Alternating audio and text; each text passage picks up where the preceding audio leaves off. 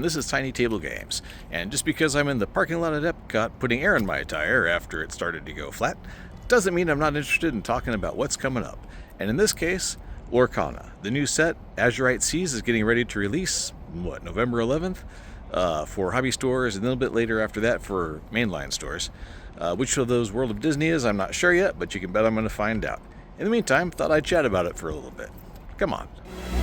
Now that's pretty, and it reminds me of my two new favorite colors, looking at Azurite Seas, for that Baymax card. And that's what I thought I'd talk about. Also, hey, you just gotta admit, that looks nice.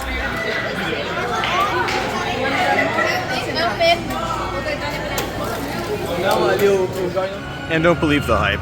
Beverly's just grapefruit flavored club soda. It's really not that bad. If you mix it with some of that Minute Maid apple stuff from Korea, it's pretty darn good. Cheers.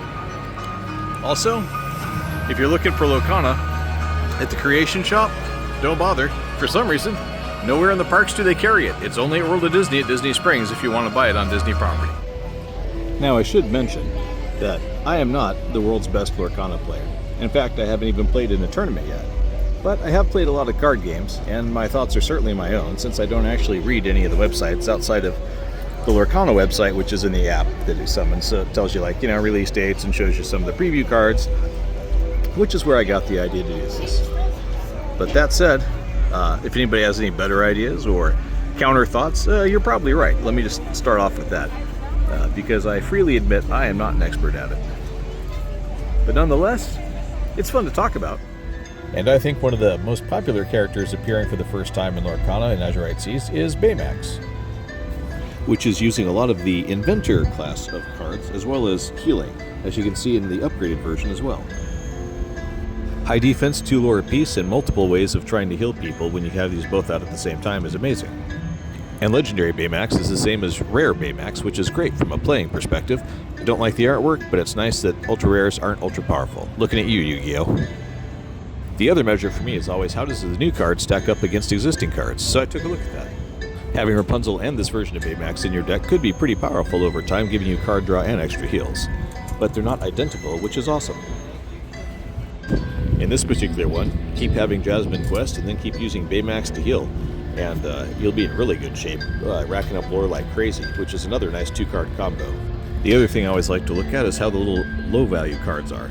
In this case, there's some interesting little Tim equivalents or low-level cards that you can't really let your opponent leave out on the table, but are also kind of interesting, and those are just in the preview cards, let alone in the full set that finally got released in the app.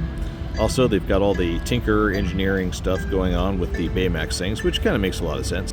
There's some good deck combos in there, I'm sure, and Gadget Hackwrench looks like she'd be a good base to form them around for Inventor decks. Finally, there's always the card draw aspect, and wow, that Yuzma card is crazy for good card draw. I don't see how you would not put her in most decks if you're playing competitively and you're using that color.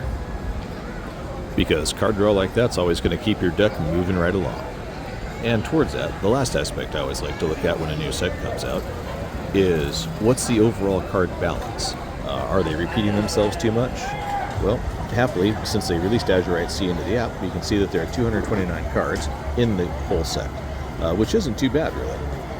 And I'm comparing that to some old Yu-Gi-Oh! And Magic sets where basically they flooded too many cards into a single set.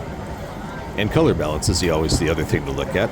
Does the set favor one color over another? And happily, based on card count alone, you can see that for the most part, it's really close. And if you look at the entire set of all Lorcana cards, Ravensburger has done a really good job of balancing things out. So what does all this mean anyway? Well, for the most part, in my opinion, it means that this set has legs. It's well balanced, it's got some interesting play cards, it doesn't look like it duplicates every card already in play, and Ravensburger has thus far avoided the upgrade cycle of we created a 1-1, but it's a 1-1 with an extra power that you didn't have in the previous 1-1, so you must buy this and dump the other ones to stay competitive, which is nice. That said, eventually they'll have to do that, otherwise people won't keep buying new cards, but that's how it goes. But so far, they've managed to avoid duplicating themselves too much, as far as I can tell. They've got a lot of characters and a lot of color combos they can do for some interesting 2-color deck builds, which is another way I think this game will survive for a while, is that restricting you to 2 colors limits what sort of deck builds you can actually make, which allows them to get away with making duplicate cards of the same thing in different colors, with it still feeling fresh and not just the same old repeatedly. And finally, from a guy who used to work in a comic book shop and saw way too many card games come and go way too fast, is that the rate that they're putting them out is pretty sustainable. They're not flooding the market. They're not making everybody sick of looking at them by the time they get it. They keep the hype up. They don't make the ultra rares so powerful and exclusive that, you know, you've got Monty Hall decks, basically, where the guy with the most money wins because he's got the best deck. I mean, there will always be a little bit of that, but in Lorcana, they've done a fairly mindful job of balancing power versus rarity, so that even if you're not playing with the fanciest deck ever and the most expensive one, you still actually can be competitive in a game, which is wonderful and a great thing to see, and it's nice to see that Ravensburger is considering it that way rather than just going for the straight collectible market.